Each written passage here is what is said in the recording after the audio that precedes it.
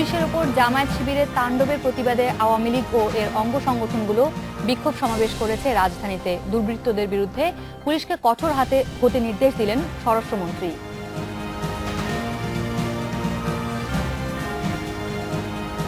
Doctor ইউনূসের বিরুদ্ধে আবারও অর্থমন্ত্রীর তির্যক শব্দবাণ। বললেন, বাংলাদেশ সম্পর্কে এই অর্থনীতিবিদের অপপ্রচারের কারণে দেশে বিদেশে বিনিয়োগ হচ্ছে না। গ্রামীণ ব্যাংক ছাড়তে চাইছেন না বলেই এমন কারসাজি করছেন ডক্টর ইউনূস।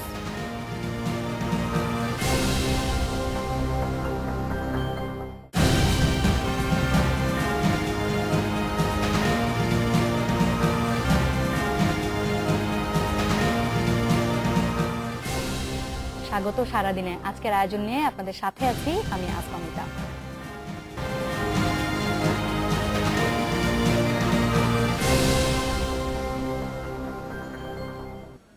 জামায়াত শিবিরের দুর্বৃত্তদের বিরুদ্ধে পুলিশকে কঠোর হওয়ার নির্দেশ দেওয়া হয়েছে বলে জানিয়েছেন স্বরাষ্ট্রমন্ত্রী মহিউদ্দিন খান আলমগীর। বিকালে বায়তুল মোকাররমের দক্ষিণ গেটে আওয়ামী লীগের সমাবেশে তিনি বলেন, যুদ্ধাপরাধীদের বিচার শেষ পর্যায়ে তা বানচাল করতেই জামায়াত শিবির ধ্বংসযজ্ঞে নেমেছে। সম্প্রতি দেশজুড়ে জামায়াত শিবির কর্মীদের তাণ্ডবের প্রতিবাদে এই সমাবেশ করেন ক্ষমতাসীন দল। আওয়ামী লীগের সাধারণ সম্পাদক সৈয়দ আশরাফুল ইসলাম বলেন, সোম এবং মঙ্গলবার জামায়াত শিবিরের রাজপথের তাণ্ডবের পিছনে খালেদা জিয়া এবং বিএনপির প্রত্যক্ষ মদদ আছে। বক্তারা এই সাম্প্রতিক তাণ্ডবের প্রতিবাদে একাট্টা হওয়ার আহ্বান জানান। নিজ নিজ এলাকার জামায়াত শিবির কর্মীদের চিহ্নিত করে পুলিশের হাতে তুলে দেওয়ার আহ্বান জানানো হয়।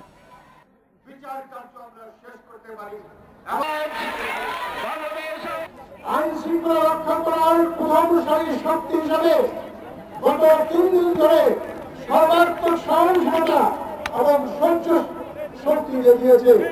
পুলিশ আর কোন সহিংসতা দেখাবে না, আর কোন অন্যায় বরদাস্ত করবে না। গত কয়েকদিন যাবৎ ঢাকা শহর সহ অন্যান্য স্থানে যেভাবে ধর্মীয় সন্ত্রাসীরা চোরাগোপ্তা হামলা করেছে সেটা প্রমাণ করে একমাত্র খালেদা জিয়ার মদদ ছাড়া তাদের পক্ষে এই ধরনের হামলা সম্ভব নয়। দেশের বিভিন্ন স্থানে বিএনপি এবং জামায়াতের অফিস ভাঙচুরের পর আগুন দিয়ে পুড়িয়ে দিয়েছে আওয়ামী লীগের নেতাকর্মীরা। পুলিশের ওপর হামলার প্রতিবাদে বেলা 11টায় শরীয়তপুরের আওয়ামী লীগের বিক্ষুব্ধ নেতাকর্মীরা ভেদরগঞ্জ উপজেলা বিএনপি কার্যালয়ে হামলা চালিয়ে ভাঙচুর ও আগুন ধরিয়ে দেয়।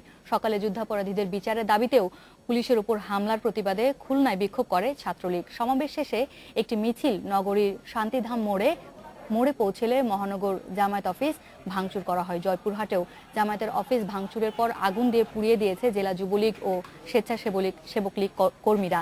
এ সময় অফিসের নিচে একটি মোটরসাইকেল পুড়িয়ে দেয় তারা।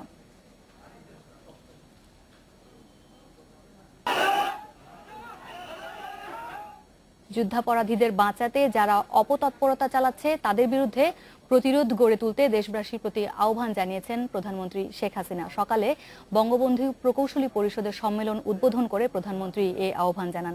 দাতা গোষ্ঠীর প্রেসক্রিপশন বাদ দিয়ে স্বয়ংসম্পূর্ণ হতে নিজেদের পায়ে দাঁড়াতে হবে বলেও মন্তব্য করেন প্রধানমন্ত্রী। সম্মেলনে মুক্তিযুদ্ধের পর বঙ্গবন্ধু দেশ গড়ার সংগ্রামে প্রকৌশলীদের অবদানের কথা স্মরণ করেন প্রধানমন্ত্রী। ৭৫-এর পর যারা ক্ষমতা দখল করেছিল তারা মুক্তিযুদ্ধের পরাজিত শক্তির তোষামোদী করে যুদ্ধাপরাধীদের পুনর্বাসন এবং অসংখ্য মুক্তিযোদ্ধাকে হত্যা করে বলে অভিযোগ করেন প্রধানমন্ত্রী। তিনি বলেন, যখন মানবতা বিরোধীদের বিচার চলছে তখন তা বানচাল করতে নানা চক্রান্ত হচ্ছে। স্বাভাবিকভাবে যারা এই যুদ্ধ অপরাধীদের বাঁচাতে চায় তাদের একটা অপতৎপরতা, ধ্বংসাত্মক কাজ এটা থাকবে। এটাও দেশবাসীকে আমি আহ্বান করব, যেটাকে নিয়ে দেশবাসীকে এটা মোকাবেলা করতে হবে। যারা ৭১-এ মুক্তিযুদ্ধের সময় মা বোনদের ইজ্জত নিয়েছে, গণহত্যা করেছে, বুদ্ধিজীবীদের হত্যা করেছে, বাংলাদেশে পোড়ামাটি নীতি নিয়ে যারা কাজ করেছে, হানাদার পাক বাহিনীর দোসর ছিল, তাদের বিরুদ্ধে সকল জনগোষ্ঠীকে সোচ্চার হতে হবে। দাতা গোষ্ঠীর প্রেসক্রিপশন বাদ দিয়ে নিজেদের পায়ে দাঁড়ানোর আহ্বান জানান প্রধানমন্ত্রী। কারণ আমরা যত বেশি দাতাদের উপর নির্ভরশীল হই তত বেশি তাদের কন্ডিশনালিটি এত বেশি থাকে, আর সেই সাথে সাথে কনসালটেন্সি করে সব টাকাই নিয়ে চলে যায়, এক হাতে দেয় আর এক হাতে নিয়ে চলে যায়, কাজে কতটুকু লাগে। কিন্তু আমাদের তো মেধার অভাব নেই। আর্থসামাজিক অবস্থা বিবেচনা করে টেকসই প্রযুক্তি ও যন্ত্রপাতি উদ্ভাবন করতে প্রকৌশলীদের পরামর্শ দেন প্রধানমন্ত্রী শেখ হাসিনা, যাতে গরিব কৃষকরাও তা কিনে ব্যবহার করতে পারে। অনিমেষ কর, ইন্ডিপেন্ডেন্ট নিউজ, ঢাকা। এই বিষয়ে আলোচনার জন্য আজ আমাদের সাথে যোগ দিচ্ছেন সাবেক ছাত্রলীগ সভাপতি বাহাদুর ব্যাপারী ও ইন্ডিপেন্ডেন্ট টেলিভিশনের জ্যেষ্ঠ প্রতিবেদক সঞ্জয় তরফদার। আপনাদের দুজনকেই স্বাগত সারাদিনে। প্রথমে আসবো বাহাদুর ব্যাপারী আপনার কাছে। জামাতের ঘটনার পরিপ্রেক্ষিতে তো দেশব্যাপী আজ বিক্ষোভ সমাবেশ করেছে আওয়ামী লীগ। এরকম একটি কর্মসূচির প্রয়োজন কেন বোধ করলো আপনার দল, একটু যদি ব্যাখ্যা করেন। আমাদের মুক্তিযুদ্ধ, আমাদের রক্তস্নাত অহংকার, এই মুক্তিযুদ্ধ আমরা এইভাবেই আসে নাই।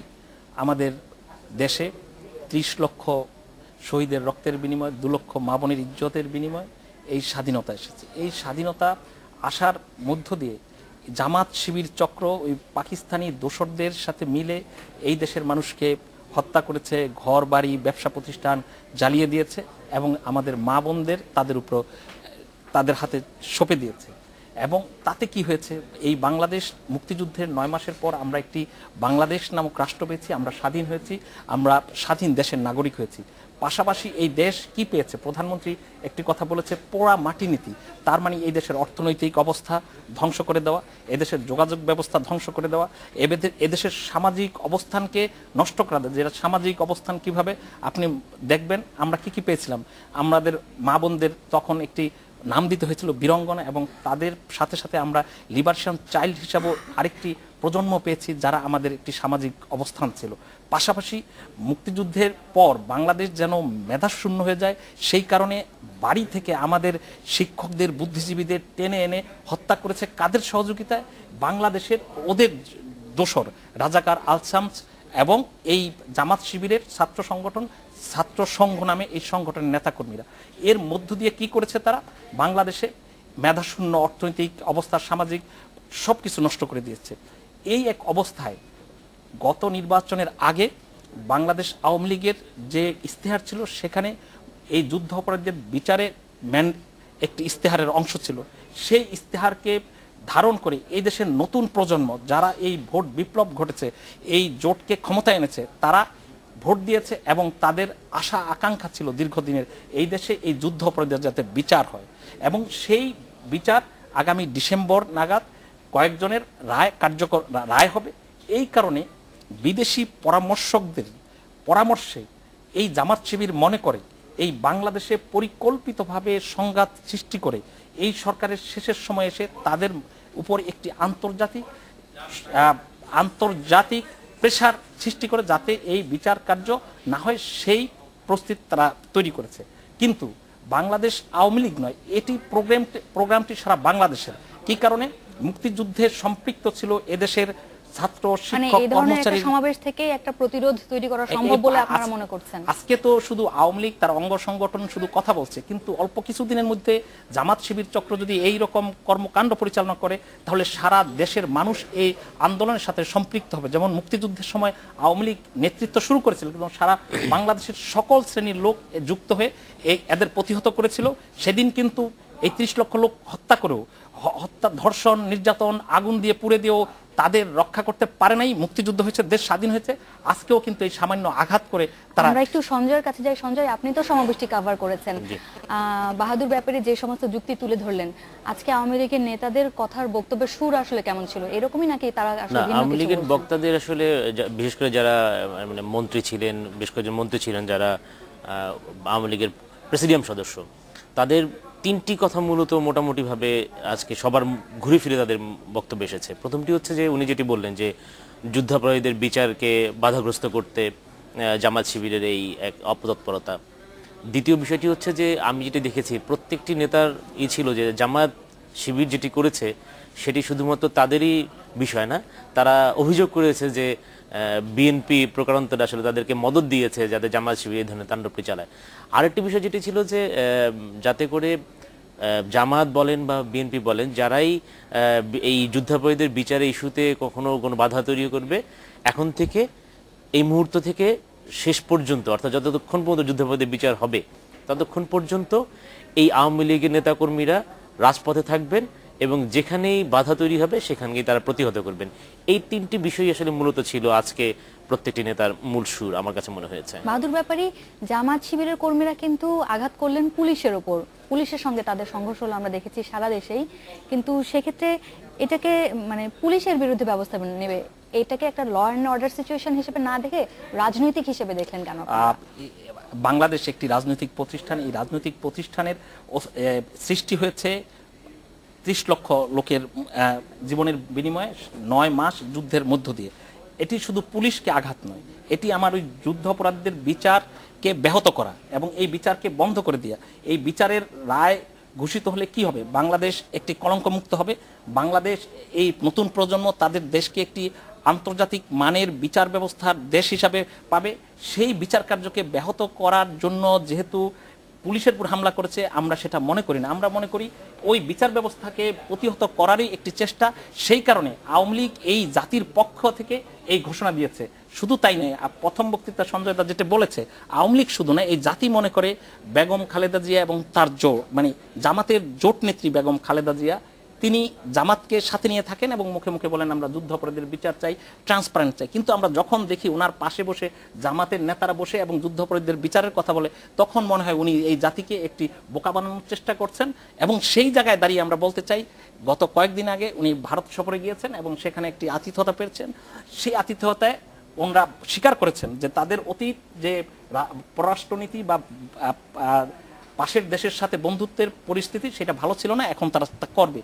এই ঘোষণা দেওয়ার পর বাংলাদেশে এসে তাদের ক্ষমতা প্রদর্শনের জন্য জামাত মনে করলো যে বিএনপি থেকে সরে যাচ্ছে, অথবা বিএনপি তাদের শক্তি প্রদর্শনের জন্য জামাতকে ব্যবহার করে শক্তি প্রদর্শন করে দেখাচ্ছে আমরাও এই অবস্থানে আছি।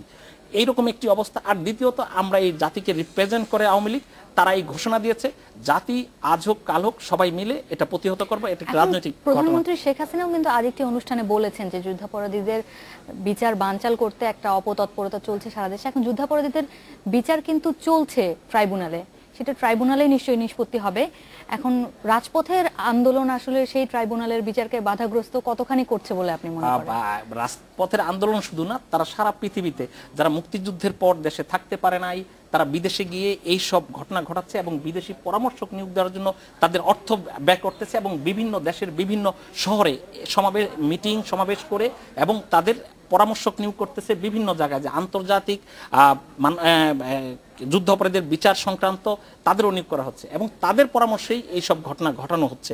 এই কারণে প্রধানমন্ত্রী বলতে চান যে জাতি হিসাবে বাংলাদেশ যেহেতু দেশ স্বাধীন করেছে, তারাও দেশের কল্যাণ মঙ্গল এবং দেশকে অভিশাপ মুক্ত এবং দেশের সামনের প্রজন্মের কাছে আমরা যে একটি জিনিস উপস্থাপন করেছি সেটা প্রেজেন্ট করতে চান মাননীয় প্রধানমন্ত্রী। আমরা আবার আলোচনায় ফিরবো, আমাদেরকে একটা বিরতি নিতে হবে। এই এখনকার মতো আমরা আলোচনা চালিয়ে যাচ্ছি, আমরা আবার এই আলোচনায় ফিরবো, একটা বিরতি নিচ্ছি। ডক্টর ইউনূসের বিরুদ্ধে আবারও অর্থমন্ত্রী তির্যক শব্দবাণ বললেন, বাংলাদেশ সম্পর্কে এই অর্থনীতিবিদের অপপ্রচারের কারণে দেশে বিদেশে বিনিয়োগ হচ্ছে না, গ্রামীণ ব্যাংক ছাড়তে চান না বলেই এমন কারসাজি করছেন ডক্টর ইউনূস। আবারও স্বাগত জানাচ্ছি। সারাদিনে আপনাদের সাথে আছি আমি আসমামিতা, আর আমার সঙ্গে আলোচনায় আজ যোগ দিয়েছেন ছাত্রলীগের সাবেক সভাপতি বাহাদুর ব্যাপারী ও ইন্ডিপেন্ডেন্ট টেলিভিশনের জ্যেষ্ঠ প্রতিবেদক সঞ্জয় তরফদার। চলে যাচ্ছি দ্বিতীয় খবরটিতে। দেশ সম্পর্কে বিদেশি ডক্টর মোহাম্মদ ইউনূসের অপপ্রচারের কারণে সরাসরি বিদেশে বিনিয়োগ আসছে না বলে মন্তব্য করেছেন অর্থমন্ত্রী আবুল মাল আব্দুল মুহিত। গ্রামীণ ব্যাংক ছাড়তে চান না বলেই তিনি এসব কারসাজি করছেন বলেও অভিযোগ করেন অর্থমন্ত্রী। পরিকল্পনা মন্ত্রণালয়ে এক বৈঠক শেষে তিনি এসব কথা বলেন।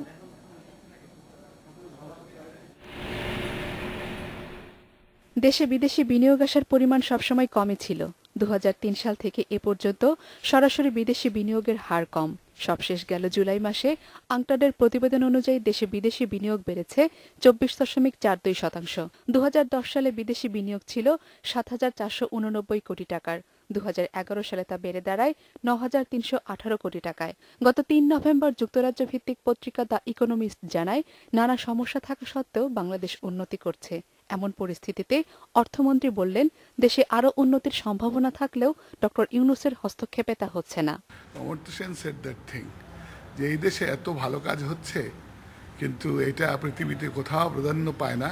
এর একমাত্র কারণ অধ্যাপক Yunus. He has a wonderful publicity machinery and উনি যেসব কথা বলেন তার মধ্যে পুরোপুরি সততা নেই। গ্রামীণ ব্যাংক ওনার প্রতিষ্ঠান, উনি কোনো মতেই গ্রামীণ ব্যাংক ছাড়বেন না, এটাই হলো সমস্যা। প্রশাসনিক অদক্ষতার কারণে দেশে সরাসরি বিদেশি বিনিয়োগ কম আসছে, একথা স্বীকার করলেও অর্থমন্ত্রীর দাবি বিদেশি বিনিয়োগের ক্ষেত্রে এসব প্রতিবন্ধকতা এখন অনেক কমে গেছে। কেউ ইনভেস্টমেন্ট করতে আসলে তাকে বহু দৌড়াদৌড়ি করতে হয়, তারপরে ওই ছোটোখাটো ঘুষটু সেগুলো অনেক অসুবিধা সৃষ্টি করে। ডুইং বিজনেস এখনো বাংলাদেশে বেশ কষ্টকর। সেটা কিছুটা বোধহয় গভর্নেন্স, তো সেখানেও এখন একটু পরিবর্তন, বিরাট পরিবর্তন হলো ইকোনমিস্ট, যাদের অবজেক্টিভ ছিল for the last 4 years to trace this government, কিন্তু তারাও আর পারে নাই, ট্রেস করতে পারে নাই। বিনিয়োগ কমে গেলেও ষষ্ঠ পঞ্চবার্ষিকী পরিকল্পনা অনুযায়ী মাঠ পর্যায়ের বাস্তবায়নের লক্ষ্যমাত্রা ছাড়িয়ে গেছে বলে জানান অর্থমন্ত্রী আবুল মাল আব্দুল মুহিত। জিমি আমির, ইন্ডিপেন্ডেন্ট নিউজ, ঢাকা। অর্থমন্ত্রীর এই বক্তব্য প্রসঙ্গে আমাদের এবারের আলোচনা চলে যাচ্ছে সেই আলোচনায়। জনাব বাহাদুর ব্যাপারী, অর্থমন্ত্রীর মন্তব্যকে আপনি কিভাবে দেখেন? আসলে ডক্টর ইউনূস একজন ব্যক্তি, তিনি একটি পুরো দেশের জন্য কিভাবে সমস্যার কারণ হতে পারে এবং তিনি কিভাবে আসলে এই যে অপপ্রচারের কথা বলা হচ্ছে কিভাবে তিনি চালাতে পারেন? আপনি তো লক্ষ্য করেছেন আমাদের ইউনূস বিদেশে সোশ্যাল বিজনেস শুরু করতে সামিট করে এবং সারা পৃথিবী তার এরকম একটি আছে, এবং সে যে গ্রামীণের 33% 38% শেয়ার, সেও কিন্তু তার এই বৈদেশিক বন্ধুত্বের কারণেই নরওয়েজের এই কোম্পানি বাংলাদেশে নিয়ে আসতে পেরেছিল, এবং এইরকম সম্পর্ক সারা পৃথিবীতেই তার আছে ডিউ টু সে একটি মাইক্রো ক্রেডিট প্রতিষ্ঠান এখানে চালু করে, যার পরিপ্রেক্ষিতেই সে শান্তিতে নোবেল পেয়েছেন কিন্তু অর্থনীতিতে পান না। উনি যখন এই গ্রামীণ ব্যাংকের পদ থেকে তারা সরানো হয়, সেখান থেকেই তিনি এই সব প্রক্রিয়া শুরু করেছেন। আমাদেরও পৃথিবীর বিভিন্ন জায়গায় যাওয়ার সুযোগ হয়েছে এবং দেখেছি সেখানেও ওই অঞ্চলের লোকজন তার এই সব ব্যাপার নিয়ে নেগেটিভ কথা বলেন, এবং অর্থমন্ত্রী ঠিকই বলেছেন তার এই প্রচারণার কারণেই আমাদের এখানে বিদেশি বিনিয়োগ বন্ধ হচ্ছে। কিন্তু আমরা এই জাতির কাছে আমি একটি কথা বলতে চাই, বাংলাদেশে 15,25,00,000 লোক, যার পার ক্যাপিটা ইনকাম এখন বেড়ে দাঁড়িয়েছে $848 মার্কিন, এক বিশাল অর্থনৈতিক পরিমণ্ডল বাংলাদেশের তৈরি হয়েছে। সেই পরিমণ্ডলে সঠিকভাবে ব্যবহার করার মধ্য দিয়ে বাংলাদেশের যে অর্থনৈতিক শক্তি এবং চালিকা শক্তি এমনভাবে বৃদ্ধি পাবে, যা অনেক সময় আমি আরেকদিন এখানেই বলেছিলাম যে পদ্মা সেতু একটা নয় 2টা আমরা করতে পারি যদি আমরা শুরুতেই শুরু করি। এবং আপনি জানেন হয়তো বাংলাদেশের 9 কোটি লোক মোবাইল ব্যবহার করে, এখানে একটু কিছু আমরা ট্যারিফ বসিয়ে দিলেই অনেক অনেক গুণ টাকা আমরা আর্ন করতে পারি। বাহাদুর ভাই, আমি আপনার কাছে যে একটু প্রশ্ন করতে চাই সেটি হচ্ছে যে এরকম যে আমি অতি সম্প্রতি কুয়েত সফর করেছি।